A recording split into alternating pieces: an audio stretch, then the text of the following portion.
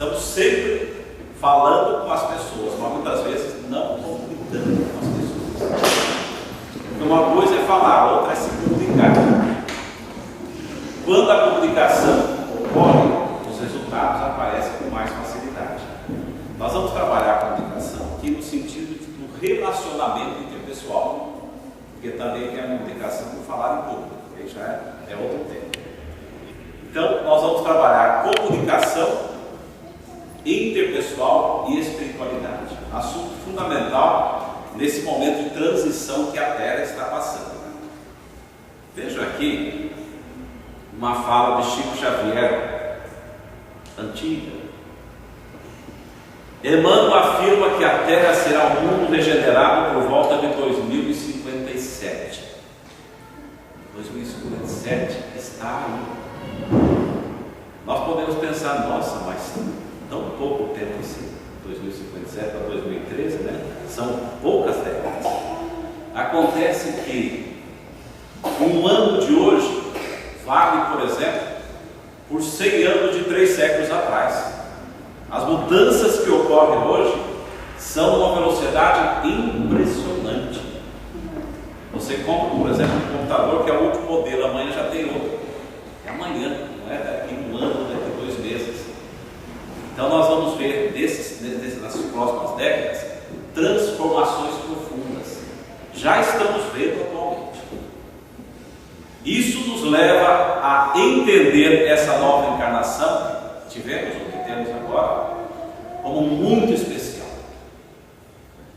Veja o que disse Bezerra de Menezes, isto na revista Reformador, de janeiro de 2005. Psicografia de Divaldo Franco. Não podemos negar que este é o grande momento de transição do mundo de provas e de expiações para o mundo de regeneração. Vamos pensar, a palavra este tem a ver com passado, presente e futuro, pessoal. O que vocês acham? Este presente. Quer dizer, nós estamos vivendo esse momento sem perceber, mas ele está ocorrendo. E ele continuou: já não há mais tempo para adiarmos a proposta de renovação do planeta. Mas será que ele está querendo dizer o que? Renovação do planeta. Renovação de quem habita no planeta, não é verdade? Quer dizer, passando por uma nova fase de regeneração, mas com uma mudança nossa que estamos aí. Vocês já ouviram falar do PAC, né? Do Lula, né? Nós temos também no meio espírito um PAC. Nosso PAC espírita. P de paz. Como gostamos de tomar paz. No dia seguinte somos a mesma pessoa que não mudamos em nada, mas tomamos o nosso passe. É importante o passe. É até fundamental, porque é uma energia nova. Mas não é o passe que vai fazer nós evoluirmos. Água fluida. Todo centro espírita nós tomamos água fluida, que também é importante. E muitas vezes agimos com caridade, ou pensamos que agimos. Porque ser caridoso não é dar um pão para quem tem fome, é dar amor para quem tem sede de conhecimento, para quem se relaciona conosco, ou mesmo que não se relaciona. Então nós estamos tendo determinadas atitudes que muitas vezes não está fazendo nós sermos verdadeiros espíritas. Temos que continuar trabalhando com o que apareceu ali. Mas como reconhecermos o verdadeiro espírito? Bezerra de Menezes nos dá essa resposta. Veja o que ele diz. Quero tirar esse som aqui, quem pode dar um.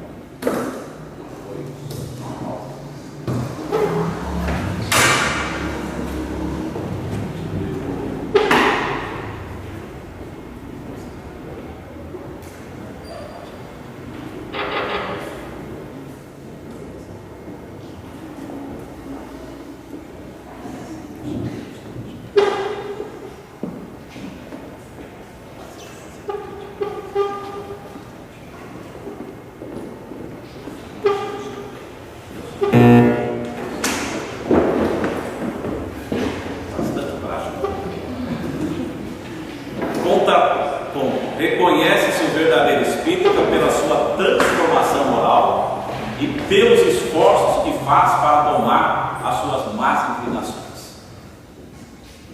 Pense comigo, reconhece o verdadeiro espírita ali por ser uma pessoa boa? O que vocês acham, pessoal? Não. Se um bandido resolver se transformar e moralmente subir um degrauzinho e adota o espiritismo, já é espírita. Mas muitos de nós frequentamos o espiritismo há tempos e agimos da mesma forma com os nossos familiares, com as pessoas que estão à nossa volta, não nos preocupamos com a transformação.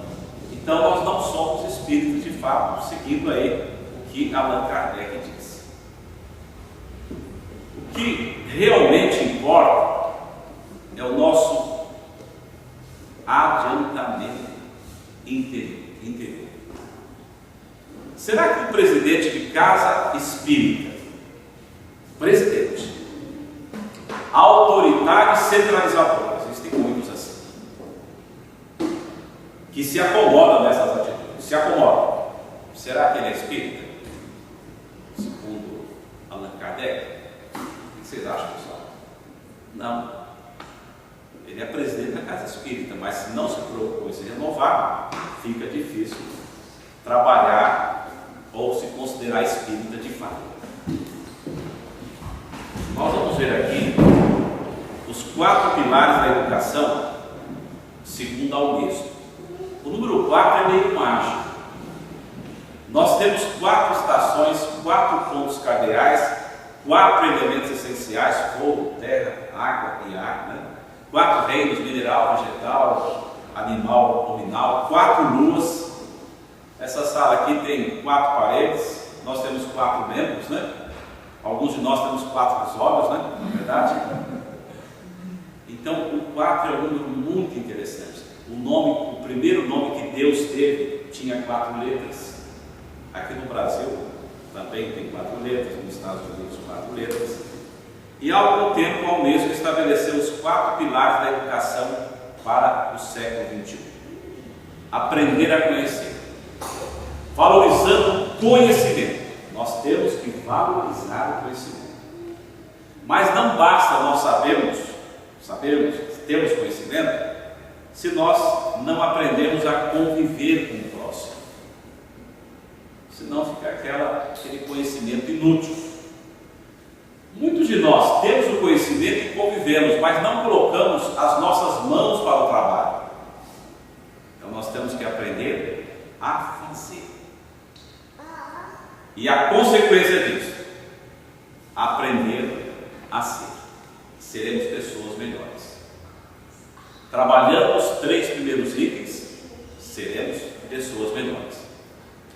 Além da importância desse item, veja só como o Espiritismo é maravilhoso. 10 anos antes da Unesco, e se você procurar isso no livro Seara Bendita, você vai encontrar essa informação. Eurípides Barçanufo passou também 4 itens com esse mesmo foco da educação. Eurípides Barçanufo, 10 anos antes da Unesco. No livro Seara Bendita, Eurípides disse: pugnemos por essa linha transformadora, cérebro instruído, grupos afetivos, mãos operosas e coração sensibilizado. Ora, será que cérebro instruído não tem a ver com aprender a conhecer, não mesmo? É verdade, pessoal? Totalmente a ver, né? Depois, grupos afetivos, aprender a conviver. Mãos operosas, aprender a fazer. E coração sensibilizado, aprender a ser como consequência. Então, reforçando aí, como é que se diz? Um quadro que, se nós adotarmos, seremos pessoas melhores. Sobre esse livro Seara Bendita, eu sempre faço propaganda, é um dos melhores livros espíritas que eu já vi. É escrito por líderes espíritas desencarnados. Eu me lembro quando certa vez fui fazer uma palestra na cidade de Santo André, e lá havia uma moradora do Rio de Janeiro, de nome Ana Jaici, amiga minha. E ela falou: Alquinda, eu vi um livro ontem, ganhei um livro ontem, que eu fiquei impressionado, porque essa senhora deve ter hoje quase 80 anos, porque é um livro cujos autores foram líderes espíritas, e eu conheci grande parte deles. Alquinda, são eles escrevendo, que coisa impressionante. Estou falando isso para ver se você conhece, tá? Vale a pena. Reflexão sobre aprender a conviver. Não tente o impossível. Mudar o comportamento do outro sem antes mudar o seu comportamento. Nós queremos mudar o comportamento do nosso filho, queremos mudar o comportamento do nosso cônjuge, das pessoas que convivem conosco, mas nós somos muitas vezes o mesmo de 2 ou 3 anos atrás. Então, se eu quiser mudar o outro, eu tenho que mudar a mim mesmo. Há algum tempo eu falei para as minhas filhas: filhas, como vocês mudaram? Elas falam assim: você que mudou, pai. Eu não tinha percebido. Mas foi o meu esforço em mudar, porque eu era muito aquele pai de faça isso, faça aquilo, mas de não conversar muito, apesar de trabalhar com amor, mas conversar pouco. E eu tenho um livro, se quiser adquirir, muito interessante pela Planeta, que chama O Poder do Diálogo. Eu não dialogava. Quem escreve alguma coisa é porque precisa daquela coisa, né? Interessante isso. Então, para eu mudar, para nós mudarmos o comportamento do outro, temos que antes mudar o nosso comportamento. Dando nome à convivência. A convivência é a escola bendita. Quem disse isso foi Hermâncio do Fogo. Não existe felicidade sem pleno conhecimento de si mesmo. O mergulho nas águas abissais do mar íntimo é indispensável, e a convivência nesse contexto é a escola bendita. Só convivendo que eu vou me conhecer, saber se fico com raiva, se sou paciente, se aceito o outro como é. Então preciso conviver para aprender a me relacionar. Convivência e escola bendita. Continuação. Saber os motivos de nossas reações frente aos outros. Entender os sentimentos e ideias das relações. É preciosa lição para o engrandecimento da alma na busca de si próprio. E quando pararmos lá em casa ou no trabalho e fazermos essa reflexão: por que eu reajo assim? Porque quando fulano fala isso, eu já tenho essa reação. E trazer essa informação para implicar em mudança. Entender os sentimentos e as ideias que estão presentes nas relações. Um texto aí primoroso de Hermâncio do Fogo. Veja o que disse Peter Drucker, vale a pena ler os seus livros. Morreu há tempo já, mas um grande consultor na área empresarial que pode nos ajudar em qualquer campo, inclusive no meio espírita. Ele disse que as únicas coisas que evoluem sozinhas em uma organização, pense a organização como o centro espírita, como a sua casa, o local de trabalho, olha, as únicas coisas que evoluem sozinhas são a desordem, o atrito e o desempenho ruim. Isso aí naturalmente, se deixar as coisas por si mesmo, é o que nós vamos ter: desordem, atrito e desempenho ruim. Por isso a importância de algumas técnicas que iremos ver. Vamos imaginar o relacionamento como um prédio. Todo prédio, para se manter de pé, precisa de um alicerce. O alicerce do prédio relacionamento chama-se alteridade, que é uma palavrinha não muito conhecida da maioria dos brasileiros. O que é alteridade? Vamos ver aqui. É o estabelecimento de uma relação de paz com os diferentes. Sim, uma relação de paz com os diferentes, então, com todo mundo, na verdade. Saber relacionar em paz com todas as pessoas. Mesmo aquela pessoa muito complicada. Isso não quer dizer que de quando em quando nós não vamos sair do normal, né? Ninguém consegue ter sempre controle emocional. Mas de quando em quando você pode dizer, eu sou normal, de quando em quando. Problemas de relacionamento. Uma pergunta: são as atitudes do próximo que eu não concordo com elas que impedem de aceitar essa pessoa?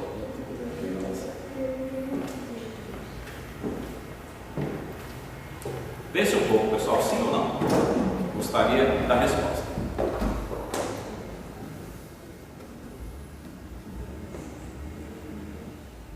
Pode responder.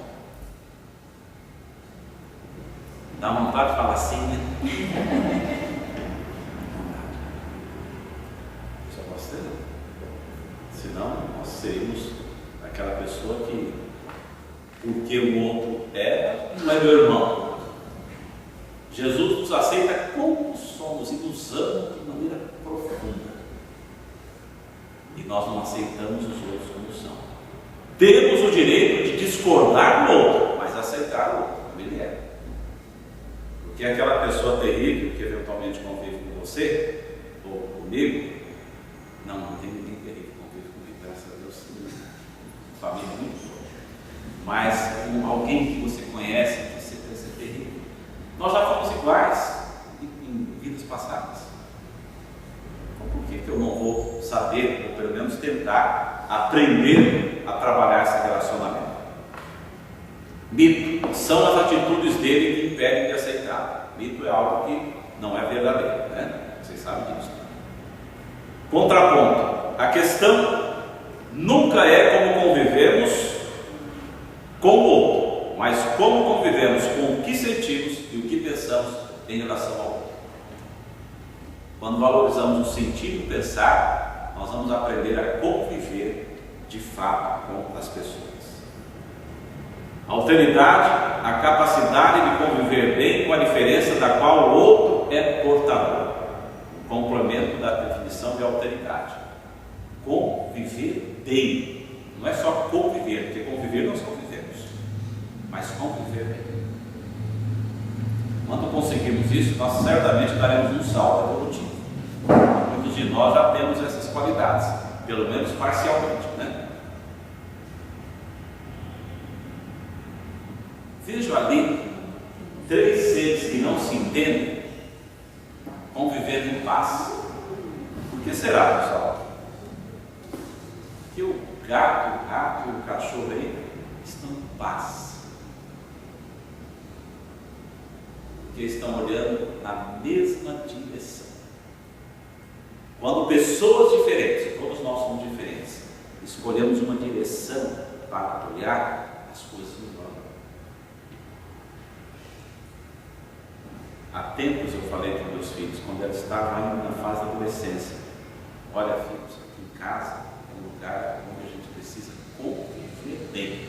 Os melhores amigos que vocês têm são os seus pais e os seus irmãos. Isso até hoje minhas filhas lembram, que elas eram pequenininhas. Então naquela época eu apontei o caminho. De vez em quando destoava, lembra que foi conversar? Atenção, pessoal. Tem hora que você chegar lá em casa, você vai falar: nossa, é tudo bonitinho que ele fala. Porque tem hora que eu não quero dar pau nada. Mas isso é muito de vez em quando. Muito de vez em quando. Então nós temos que procurar acertar na maior parte das vezes. Desenvolvendo a alteridade, nós temos que conhecer a diferença, saber conhecer a diferença do outro, compreender essa diferença e aprender com a diferença.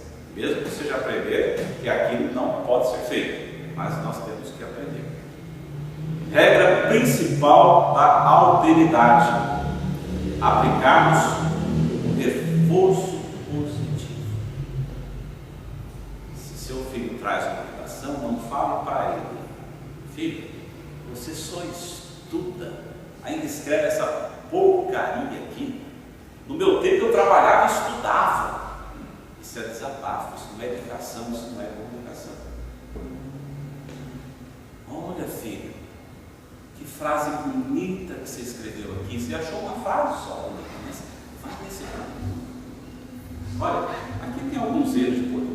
concordância, depois você corrige, mas que coisa bonita que você escreveu, porque você falou algo que parece que veio da sua alma.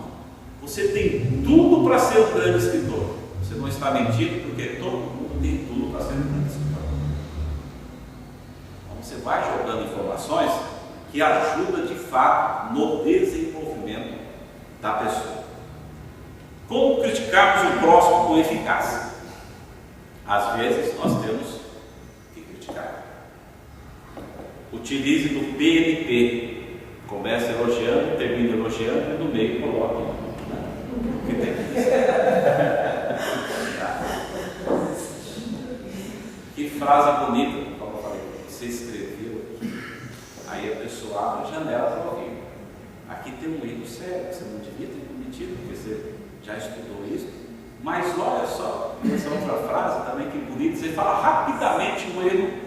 Fala, nossa, como você escreve bem, como você tem esse dom, todos nós temos esse dom escondido. Vai fazer a pessoa crescer ainda mais. Todo bom líder se comporta-se como educador. Nós temos que ser educadores. E sobre esse assunto, considerando que, segundo os fundamentos da moderna pedagogia, o processo de educação é sempre um processo de autoeducação. Para eu educar alguém, eu preciso que aquela pessoa desenvolva a autoeducação e eu também desenvolvo a autoeducação. A função do educador é despertar o impulso de autoeducação do educador.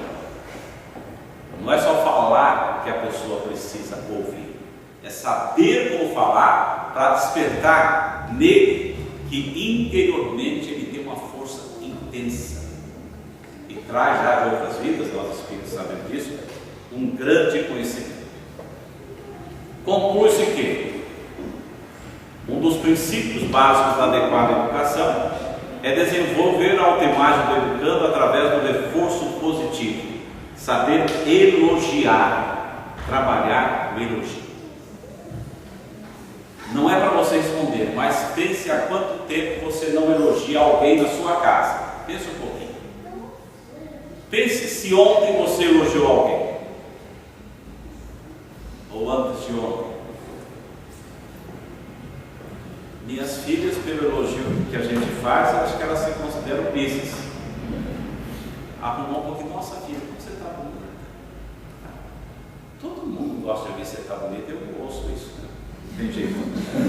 Mas elas são bonitas, mas nossa, vocês são bonitas. Então, procurar no que existe de qualidade e reforçar. Sugestão de leitura. Quem trabalha com educação já ouviu falar de Rubem Alves. Nós pais precisamos ser educadores, nós amigos de tantas pessoas precisamos ser educadores. Conversa sobre educação. Vale a pena ler esse livro. Dr. Tom McDonald, dentista, um mestre no uso de palavras positivas. Vamos ver como ele conversa. Ele fala: mudança de horário em vez de cancelamento. Telefona lá para o seu paciente: olha, estou mudando o seu horário para as 16 horas. Em vez de dizer: olha, estou cancelando o seu horário, isso é negativo, e vou pedir para você vir às 16 horas. Pequenos detalhes, mas a pessoa ouve de outra forma, não é um cancelamento. Em tese é, mas está mudando o horário. Ele tem uma antessala, quando o pessoal fica aguardando o momento de ser chamado, e lá está escrito sala de recepção, em vez de sala de espera. Ninguém gosta de esperar, ainda é obrigado a ficar lendo lá na sala de espera, porque o cérebro tira fotografia de tudo que a gente vê, mesmo que a gente não continue olhando, mas ficou registrado aqui, sala de espera. Ele fala: como nós podemos combinar o tratamento em uma parcela, duas, ou em vez de como o senhor quer pagar? Essa palavra pagar também é complicado. É complicado. E ele fala: o senhor pode esvaziar a boca, em vez de o senhor pode cuspir. Uma pessoa que tem uma preocupação especial com a comunicação, com saber falar. Falando de dentista, eu me lembro do tempo de criança, quando meu pai e minha mãe me levavam para o dentista, isso era muito comum naquela época, para tomar uma injeção, ou melhor, dentista, uma farmácia, para tomar uma injeção na farmácia, o farmacêutico perguntava para o meu pai e para a minha mãe: quem vai segurar a criança? Tem gente que lembra disso, né? Sem didática nenhuma, sem isso não é comunicação. Se já é terrível, vai ficar pior. Agora vou preparar o dente, em vez de agora vou passar o motor. Sem tirar uma pequena picada, em vez de agora a injeção. É só nós imaginarmos, agora a injeção. Isso a gente traz de criança, né? Esse problema. Então, sem tirar uma pequena picada. E sem tirar um certo desconforto, em vez de sem tirar dor. Esse é um dentista diferente. Porque muitos falam, vai doer, se prepare. Ah, que é um desconforto, que a dor tem, mas a gente vai saber trabalhar aquilo de forma mais adequada. Prévia alteridade. Nós vimos empatia. Ou melhor, agora vamos ver empatia, melhor dizendo, né? Então, a seguir, empatia. Empatia é a capacidade de se colocar no lugar do outro. Você vai conversar com um filho de 8 anos, você tem que lembrar que ele tem 8 anos. Vai conversar com seu marido adulto, tem que lembrar que ele é adulto. A linguagem já é diferente. Então, empatia. Abraham Lincoln diz: quando me preparo para discutir com um homem, passo 1/3 do tempo pensando em mim, no que vou dizer, e 2/3 pensando nele, que vai dizer. Isso serve para todos nós. Vamos ter que conversar um assunto sério, pensar mais no outro do que ele pode dizer, para até prepararmos melhor a nossa argumentação. É muito interessante quando você conversar com uma pessoa, imaginar essa é a palavra, que entre você e essa pessoa há um cubo. O cubo tem 6 lados. E você está enxergando o lado verde do cubo. Vamos imaginar um cubo com 6 faces com cores diferentes. O outro está enxergando a face amarela. Ambos olhando para o cubo, mas vê faces diferentes. Sabendo disso, você vai procurar com mais facilidade se colocar no lugar do outro. A regra principal da empatia: saber que todo mundo tem razão. Ali não está escrito que todos estão certos. Se você perguntar para um bandido por que ele rouba, ele vai mostrar a razão dele. Fui abandonado pelos meus pais, vejo pessoas aí roubando e ganhando dinheiro. Ele não está certo, mas ele tem a razão dele. Então, saber que todo mundo tem razão vai facilitar a nossa convivência. Então, ele não está certo, mas eu, no lugar dele, talvez agisse dessa maneira, porque ele tenha uma determinada razão. Certa vez, Getúlio Vargas estava conversando com um assessor e apareceu ali um ministro para conversar com ele. E Getúlio Vargas falou com esse ministro vários assuntos. E dali a pouco esse ministro foi embora e veio um outro ministro conversar e o assessor do lado. Esse outro ministro falou a mesma coisa, mas Getúlio Vargas falou coisas diferentes para ele, que até não batiam com o que ele havia falado com o outro. Quer dizer, fala A com um e B com o outro. A diz do outro. Aí esse assessor, que era bem próximo, quando estava só com Getúlio Vargas, e disse: olha, veio um ministro aqui, falou determinado assunto, o senhor disse que ele tinha razão. Aí veio outro ministro, falou sobre o mesmo assunto, mas com ideias totalmente diferentes em relação ao anterior, e o senhor disse que ele também tinha razão. O senhor não acha que o senhor agiu de maneira incoerente? Getúlio Vargas olhou bem para ele e falou: sabe que você tem razão?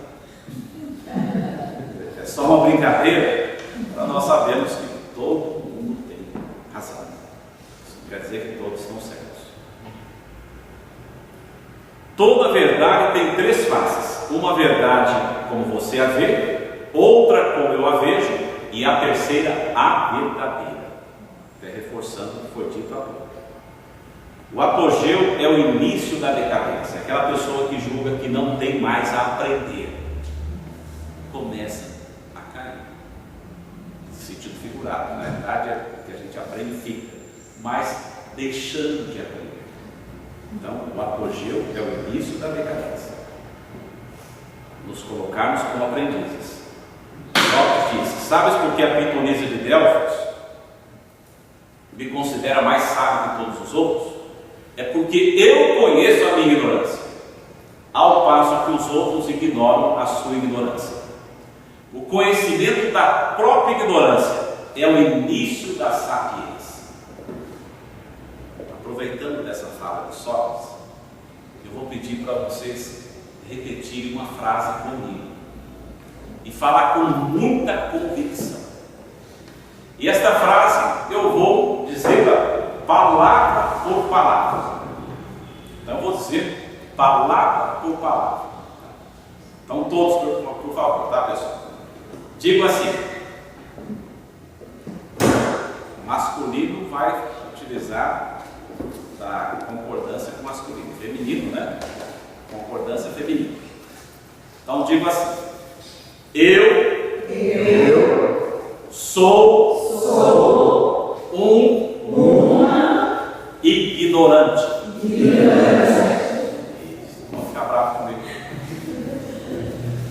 Nós temos que reconhecer que nós somos ignorantes em muitas coisas, muitas coisas.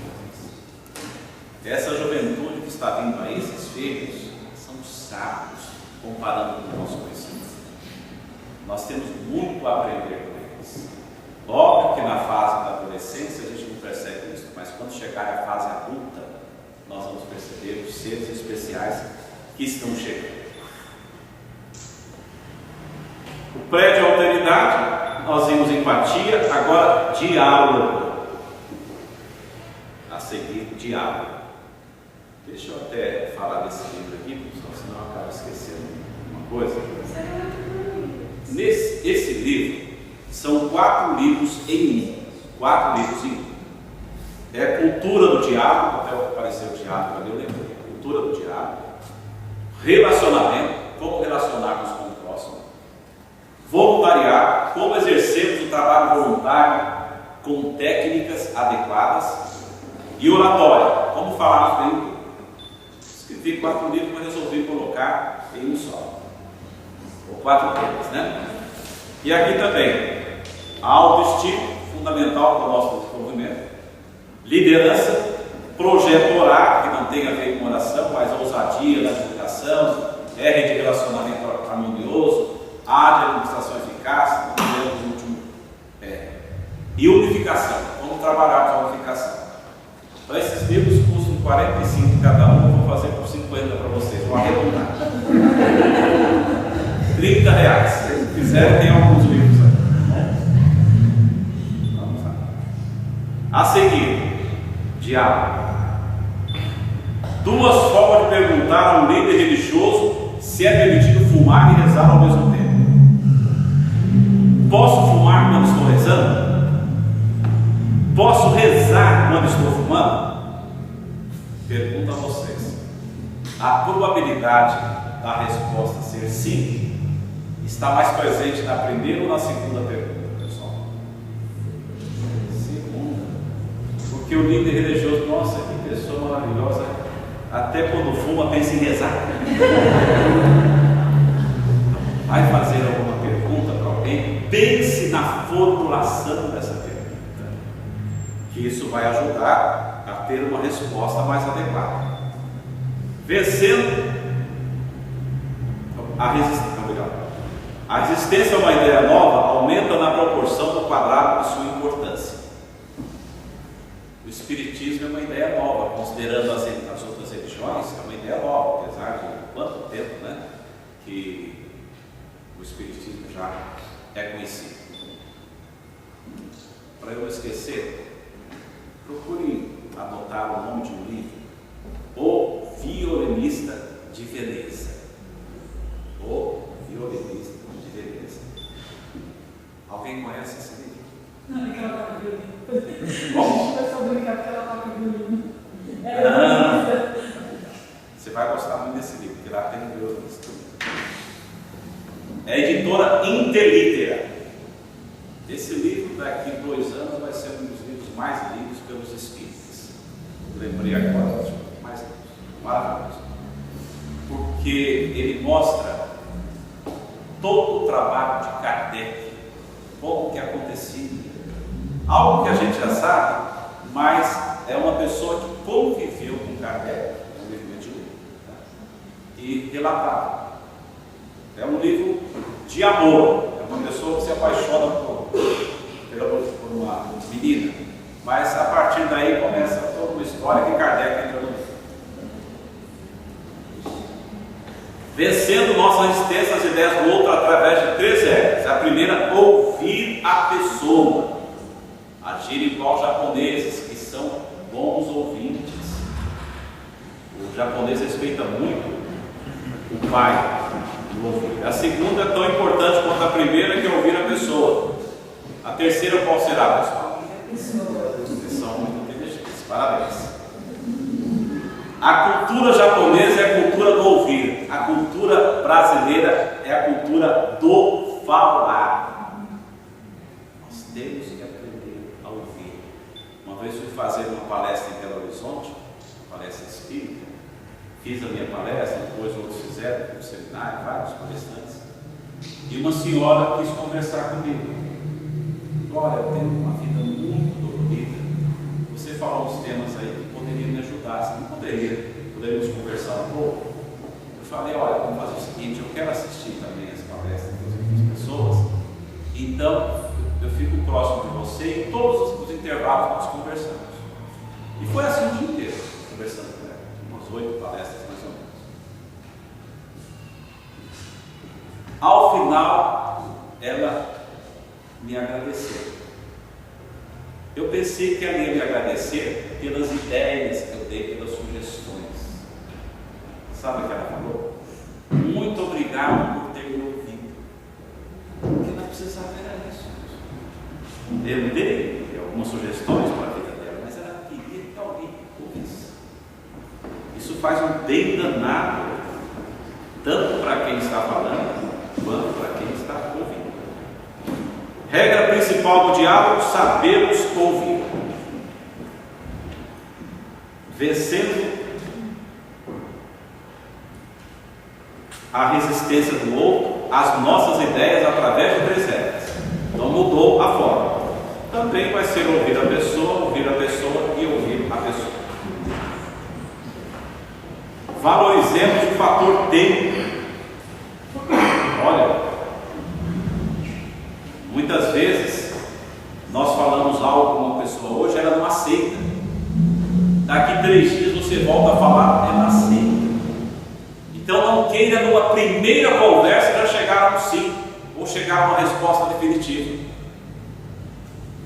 Ah, você não concordou? Não, tudo bem, amanhã a gente conversa. Aí a pessoa vai dormir à noite, não, mas o que ele falou lá, né? No dia seguinte vai ficar bem mais fácil conversar e ter melhores resultados. O prédio autoridade, o último item é assertividade. Assertividade. O que é assertividade? Vamos ver, uma palavra não muito conhecida. Regra principal da assertividade: no relacionamento com o próximo, sejamos sinceros e transparentes. Mas não é só isso, tem algo mais. Tem um jogador do Brasil, isso a gente pode comentar, que é uma pessoa pública, mas não vai falar para ele, senão chega um processo até, né? Romário, quando jogava no PSV, disse que o PSV é Romário mais 10. Criou problema com todos os jogadores, teve que ser vendido. Retornou ao Brasil e em determinada entrevista disse: o Brasil precisa de um herói, temos aqui um herói. Então, nós temos que tomar muito cuidado com o que nós falamos, com colocar as palavras certas. Isto é, sejamos sinceros e transparentes, sem ofender. Aquela pessoa que ofende, ela se vangloria de ser sincera e transparente. Eu sou sincero e transparente, transparente. Quando tem que falar uma coisa, eu falo. Ela é mal educada também. Eu preciso descobrir que ela é mal educada. Eu preciso falar sem ofender. Geralmente na família você tem que ter um parente ou outro que é dessa forma. A assertividade é a habilidade para se posicionar frente às pessoas e situações, expressando suas opiniões ou sentimentos sem constrangimento e sem causar constrangimento aos outros, levando em consideração seus próprios direitos e pontos de vista e os dos outros. Então, uma pessoa assertiva é aquela que atingiu quase o grau máximo do relacionamento interpessoal, que é você o atingir. Regra essencial da assertividade no relacionamento com o próximo: sejamos objetivos. A seguir, pesquisa do Laboratório Bell. Os indivíduos mais produtivos não são os mais inteligentes, nem mesmo os de currículo mais brilhante, mas sim os que exibem. Olha, pessoal, as empresas estão descobrindo muito isso, que vai aparecer agora. Essa pessoa tem um currículo maravilhoso, mas não tem habilidades em pontos fundamentais. Por isso, o que faz acontecer é a maior capacidade de relacionamento e administração de conflitos e habilidades para enfrentar situações novas e de crise. Quem trabalha bem esses dois itens acaba crescendo em todos os mundos. A seguir, as 4 regras miraculosas, repetindo, para você memorizar. Apliquemos a lei do reforço positivo. Saibamos que todo mundo tem razão, que foi dito aqui. Aprendamos a ouvir e sejamos sinceros sem ofender. Aparece aqui umas palminhas que não devia aparecer. De vez em quando vai aparecer. Tem que tirar isso daí. Eu pedi para uma pessoa fazer algumas coisas no slide e resolveu colocar essas palminhas.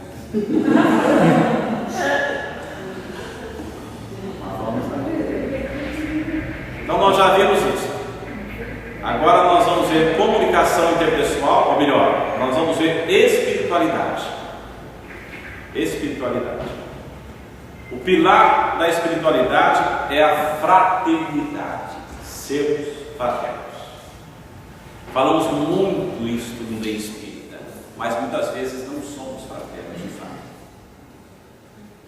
Por exemplo, você vai num centro espírita, isso é comum aqui no Brasil, e não age como Kardec agia no seu tempo. Quando ele se reunia com as pessoas, conversava, um conversava com o outro aqui, nós sentamos e ficamos com cara de anjo, achando que esse silêncio nos faz bem. Silêncio é prece. Pessoal, o Espírito quer que a gente converse. Como é que nós vamos conviver com o outro sem conversar? Então tem que acabar isso no meio espírita. Nós estamos agindo igual a igreja, a gente critica igualzinho, fica ali com cara de santo, tá? E com vontade às vezes de perguntar alguma coisa para um colega. Às vezes silêncio no centro espírita é sinônimo de espírita modelar. O espírita modelar é aquele que exerce, por exemplo, a fraternidade. Carlos Abranches, espírita, grande orador, disse: nós precisamos aprender a amar com o cérebro e raciocinar com o coração. Em outras palavras, sermos fraternos. Simonete disse: nosso conhecimento precisa descer da cabeça para o coração, porque nós trabalhamos muito bem reforçando o conhecimento, mas falta convivência, relacionamento, gostar do outro, ouvir o outro. Há muita intelectualidade no nosso meio ainda e pouca fraternidade. Certa vez fui num centro espírita aqui de Campinas, só não vou falar qual, tá? Mas não é para vocês não, tá? E ao final, o presidente Ser Espírita veio conversar comigo. Alquinda, tem um grupo de pessoas aqui que é a favor que o público bata palmas ao final da palestra. E tem outra parte que é contra. E eu não sei o que eu faço. Eu deixo bater palmas ou não deixo bater palmas? Naquela hora alguém deve ter me cutucado alguma coisa. Isso faz tempo. Era 2007. Eu anotei. Falei, olha, nós estamos em 2007. Adote não bater palmas. Dá uma ideia para você não bater palmas. Mas a sociologia explica que a oposição sempre cresce. Porque hoje a maioria fala para não bater palmas. Até o final do ano, a maioria vai ser a favor de bater palmas. Então, em 2007, o pessoal não bate palmas. Depois, em 2008, volta a bater palmas. Aí, em 2009, não bate palmas. Aí, ele falou, ainda tanta coisa importante, eu ficar preocupado com isso. O pessoal bate palmas ou não, o que importa é o nosso crescimento interior. Nós estamos muito preocupados com o externo. Esse tal de silêncio é prece, Jesus não pedia silêncio para o seu pessoal. Ele conversava, dialogava. Óbvio que é um local que nós não vamos fazer algazarra, barulho, não é isso? Mas conversar assim. Nós temos que ter fraternidade com nossos irmãos encarnados. Euripides Barçanufo disse que nós temos que dar um prato de sopa à pessoa que tem fome com amor dela. Com amor. Nós damos um prato de sopa muitas vezes de maneira maquinal. Nós entregamos aquele copinho d'água fluida após o passe, sem um olhar no outro, sem um pensamento positivo, uma pequena oração, sai feliz, meu irmão. Uma coisa assim. Euripides Barçanufo disse que não é a caridade que fazemos que nos eleva, mas sim o amor que está presente quando somos caridosos. Então, não é a caridade, é o amor que nós fazemos, né? E que está presente quando somos caridosos. Eu já ouvi de uma pessoa espírita, grande trabalhador lá em São Paulo, cuidando das crianças, uma algazarra danada, né? Que as crianças fazem barulho. E quando as crianças foram embora, ele falou em voz alta, graças a Deus. Não serviu nada o que ele fez até agora. Então procurar viver aquele momento. Outra coisa, nós temos que tratar os nossos irmãos encarnados, pessoal, como tratamos os desencarnados. Nós somos anjos numa sessão mediúnica com aquele espírito terrível. Nós chamamos ele de irmão. Irmão, nós te amamos. E em casa, e dentro do centro espírita, como nós somos? Então nós temos que tratar os vivos como tratamos os que já estão desencarnados.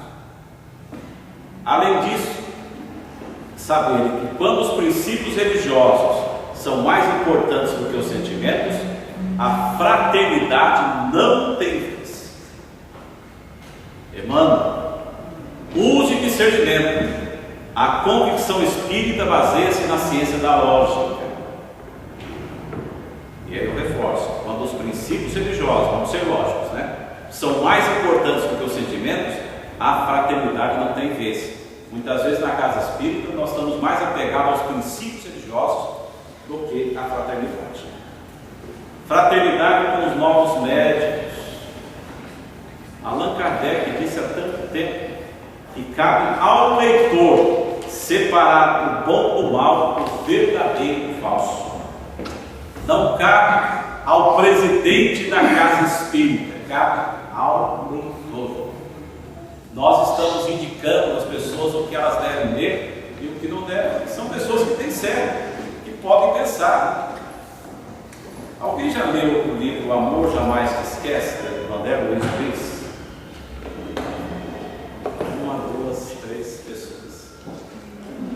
Pessoal, é um livro fabuloso, fabuloso. Semelhante ao livro Há 2000 anos. Mas só que tem alguns senões, algumas diferenças. Se você lê um livro e lê outro, você vê que havia algumas coisas que não batem. Por quê? Porque são mundos diferentes. Mas a essência do Estado foi um livro proibido por algumas pessoas. Um livro fabuloso, um livro que eu sugiro vocês verem. Kardec disse que olha o que ele disse, toda a comunicação há a influência do médium. Toda a comunicação. E Chico Xavier não se considerava infalível. Então vamos deixar os livros andarem por aí, deixa o leitor decidir.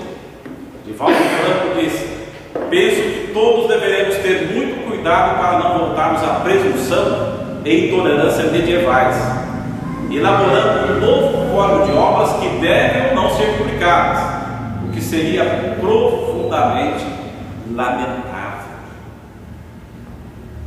Como que eu entrei no meio espírita? Como que eu passei a ser espírita? Através do livro O Matuto. Quem sabe esse livro?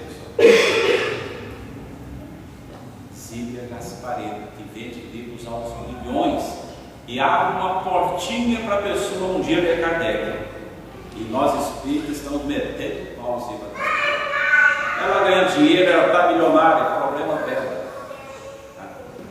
Os livros abrem as portas para quem não é espírita.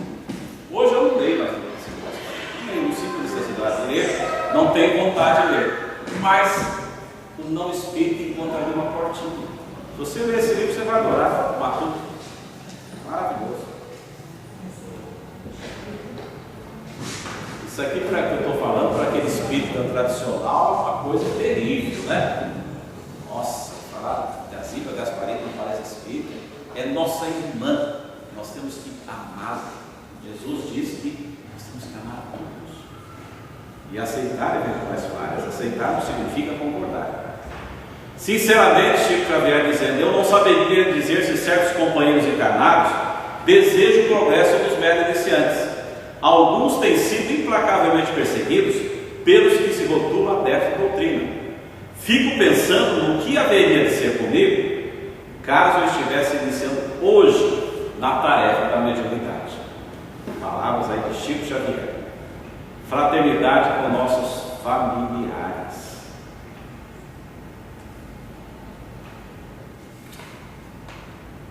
Pessoal, nós temos que tratar nossa família como tratamos nossos amigos.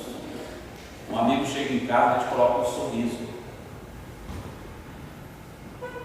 Alguém da família chega em casa e nós não colocamos esse sorriso, precisa colocar.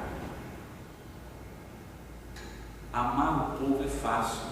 Às vezes tem aquela pessoa que está vendo na televisão uma coisa triste, um desastre, ou um assassinato. A pessoa, meu Deus, ainda acontecendo isso nos dias de hoje, meu Deus. Aí o filho fala assim: pai, faz favor, estou vendo televisão. É um amor danado com quem conhece, mas em casa, como nós somos. É em casa que nós temos que trabalhar da melhor forma possível. Tem uma amiga em uma cidade próxima do Rio de Janeiro e disse que demorou para ser espírita. Demorou para ser espírita. Porque um dia ela foi ao centro espírita e a mãe dela era palestrante. Ela teve um susto. Quando eu vi minha mãe falando, eu falei: que religião é essa? Que muda assim. Lá em casa ela grita, xinga, que meus irmãos, nós estamos aqui para falar de Jesus. Eu não quero essa religião, não quero jamais. Mas por quê? Porque nós trabalhamos muito a docilidade na casa espírita e temos que trabalhar também fora da casa espírita. E fraternidade conosco mesmo. Se pensamos, nossa, tem tanta coisa a aceitar, Deus nos aceita como somos, Jesus nos aceita como somos. Temos que procurar, mesmo que seja de forma relativa, sermos felizes, tanto quanto possível, nos aceitando, mas procurando mudar. Muitos corações queridos, disse irmãs do Espiritismo, estão exemplarmente integrados com os projetos religiosos, sob enfoque da doutrina. Entretanto, ainda não amealharam a alegria de existir e o prazer em ser o que são. Quer dizer, trabalhamos muito, mas ainda não somos pessoas alegres. E a pessoa espiritualizada precisa ser alegre. Se ainda não somos, é porque não somos espiritualizados como devemos ser. Ainda não amealharam a alegria de existir e o prazer em ser o que são. Tem uma música do Padre Zezinho que diz que ter problemas na vida não é ter vida infeliz. Cabe nos 3 compromissos, que é praticamente o último slide. Primeiro, acreditarmos que merecemos a felicidade. Eu não mereço ser feliz. Eu nunca vou ser feliz. Eu fiz isso, fiz aquilo. Nós merecemos. E Deus tem essa visão também, Jesus e muitos espíritos.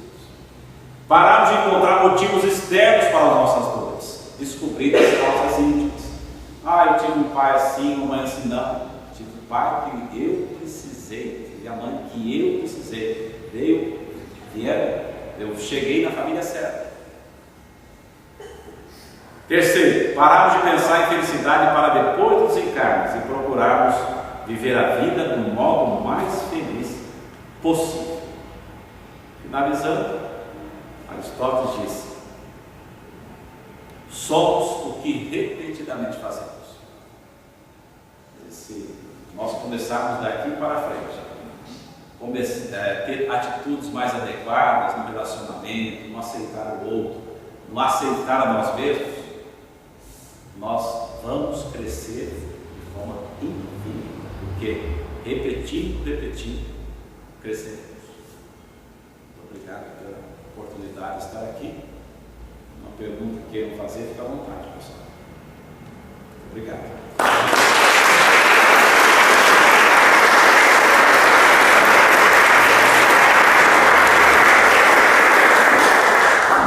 Coração, muito obrigado. E ali tem os livros, se vocês quiserem adquirir. Quem puder adquirir o livro, né, e receber o autógrafo agora, a gente vai ter uns 15 minutinhos com ele. A irmã Eliana, presidente da AMIC, Associação dos Amigos da Criança e minha mãe, pediu que eu a representasse, ela está finalizando o Yoshua, para que esse ano a gente não deixe de ter a nossa noite com Yoga. Então, esse é o motivo dela não estar aqui hoje. Boa tarde, muita paz.